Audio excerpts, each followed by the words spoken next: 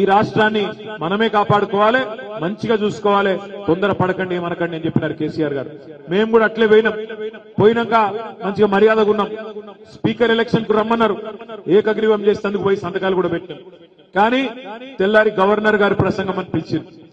Governor గారి ప్రసంగం ఒక సామాన్య కాంగ్రెస్ కార్యకర్త ఎలక్షన్ రోజు మాట్లాడిన దానికంటే హీనంగా ఉండే. అందుకే విధి లేని పరిస్థితుల్లో ఎదురుదాడికి దిగినాం. వాళ్ళు ఒక మాట అంటే మేము కూడా సమాధానం చెప్పినాం. అసెంబ్లీ చూసిరా మీరంతా? చూసినరా? చూడలేదా? బాగానే సమాధానం చెప్పినామా? ఇంకా చెప్పేది ఉండేనా? ఒక్కటే మాట నేననేది, మరి కేసీఆర్ గారు తయారు చేసిన ఇద్దరు ముగ్గురు సైనికులు మాట్లాడితేనే, ఇద్దరు ముగ్గురు సైనికులు దాడి చేస్తేనే ఆయన పోయి చెప్పుకుంటున్నాడు ముఖ్యమంత్రి, నేను కుడిసే చదువుకోలేదు, ఇంకా ఏం చూసుకోలేదు, ఆ చెంప ఈ చెంప వాయిస్తున్నారు ఇప్పుడే అని చెప్తున్నాడు. మరి కేసీఆర్ గారు అడుగు పెడితే అసెంబ్లీలో ఎట్లా ఉంటుందో ఈ ముఖ్యమంత్రి గారికి మీరు ఆలోచించాలని చెప్పి నేను కోరుతా ఉన్నాను. నేను మీ అందరినీ ప్రార్థించేది ఒకటే, ఈ సంవత్సరం ఎన్నికల సంవత్సరం. పార్లమెంట్ ఎన్నికలు ఇదే సంవత్సరం ఉన్నాయి, పంచాయతీ ఎన్నికలు ఇదే సంవత్సరం ఉన్నాయి, మున్సిపల్ ఎలక్షన్లు ఈ సంవత్సరమే ఉన్నాయి, సొసైటీ ఎలక్షన్లు ఈ సంవత్సరమే ఉన్నాయి, జిల్లా పరిషత్ ఎన్నికలు కూడా ఇదే సంవత్సరం ఉన్నాయి. మనందరం కథనోత్సాహంతో, కొత్త ఉత్సాహంతో ఏదో జరిగిపోయిందనే బాధ అవసరం లేదు. అధికారంలో లేము, అది కూడా స్వల్ప తేడాతో కోల్పోయినాం. 1.85% తేడాతోనే అధికారాన్ని కోల్పోయినాం. కానీ హైదరాబాద్ లో మాత్రం ఎక్కడ చూసినా కార్పొరేటర్లైనా ఎమ్మెల్యేలైనా అందరూ మన వాళ్ళే ఉన్నారు. రేపు ఎంపీ కూడా మల్కాజ్గిరిలో మన వాళ్ళే గెలవాలా? నేను మిమ్మల్ని విజ్ఞప్తి చేస్తా ఉన్నా. మొన్న లాస్ట్ టైం రాజశేఖర రెడ్డి గారు పోటీ చేసినారు ఎంపీగా. 2019లో రాజశేఖర రెడ్డి పోటీ చేస్తే స్వల్ప తేడాతో 4-5 వేల ఓట్ల తేడాతోని ఓడిపోయిండు. 30 లక్షల ఓట్లుండే కాన్స్టిట్యున్సీలో 4-5 వేల ఓట్లు మనకొస్తే అయ్యే పోతుండే. కానీ ఆ రోజు కొంత అలసత్వం చెప్పినాం, మేం చెప్పలే. అందరు చూస్తున్నారు ఇవాళ ఆడబిడ్డలు, 1,57,00,000 మంది ఆడబిడ్డలు ఎదురు చూస్తున్నారు. ఏమని?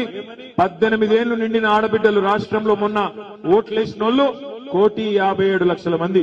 అందరూ కళ్ళల్లో ఒత్తులేసుకొని చూస్తున్నారు. ఎప్పుడు స్టార్ట్ అవుతుంది నెలకు 2,500 ఇచ్చే కార్యక్రమం మహాలక్ష్మి అని ఎదురు చూస్తా ఉన్నారు. ఇంటింటికి 200 యూనిట్లు ఫ్రీ అన్నావు, మళ్ళీ అందులో కూడా కటింగులు పెడతా అంటే ఊకునేందుకు ప్రజలు సిద్ధంగా లేరు. రైతులు ఎదురు చూస్తున్నారు 2 లక్షల రుణమాఫీ ఎప్పుడైతుందని. మేము కూడా 100 రోజులు ఓపిక గుంట మోడీ గారు అని ప్రశ్నించిండా? ఎవరని ప్రశ్నించిండు? ఎక్కడ ప్రశ్నించిండు? అందుకే నేను అనేది, ఎన్నటికైనా కాంగ్రెస్ బీజేపీ పార్టీలకు వాళ్ళ గొంతెల్లది. ఢిల్లీలో మాట్లాడాలంటే దమ్ముండది. ఎందుకంటే అవతల రాహుల్ గాంధీ, యువతల మోడీ ఉంటే వాళ్ళని చూస్తే నోట్లకెళ్ళి మాట రాదు. అందుకే ఢిల్లీలో పార్లమెంట్ లో మళ్ళీ గర్జించాలంటే ఈ గులాబీ జెండానే గర్జించగలుగుతుంది తప్ప మిగతా వాళ్ళ కాదు. ఎందుకంటే మనకు బాసులు ఇక్కడున్నారు, వాళ్ళ బాసులేమో ఢిల్లీలో, గుజరాత్ లో ఉన్నారు. అందుకే నేను మిమ్మల్ని ప్రార్థించేది, ఢిల్లీలో కూడా మన గొంతు ఉండాలి. ఢిల్లీలో కూడా గులాబీ జెండా ఎగిరితేనే తెలంగాణ రాష్ట్ర ప్రయోజనాలను పరిరక్షించే, తెలంగాణ అస్తిత్వాన్ని పరిరక్షించే ఒక గులాబీ పతాకం అక్కడ ఎగిరితేనే మన ఎంపీలు పార్లమెంట్ లో ఉంటేనే మన రాష్ట్రానికి లాభం అవుతుంది, మనందరికీ, మన ప్రజలకు లాభం అవుతుంది. దయచేసి రానున్న రోజుల్లో ఏప్రిల్లో ఎన్నికలు జరుగుతాయని చెప్తా ఉన్నారు మల్కాజ్గిరికి.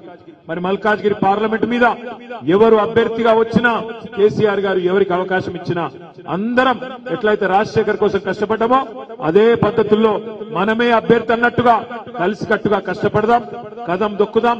ఒక పార్లమెంట్ అభ్యర్థి ఇంటింటికి పోలేడు. అసెంబ్లీ అభ్యర్థి అన్నా ప్రతి డివిజన్ కి రాగలుగుతాడు, కానీ పార్లమెంట్ అభ్యర్థి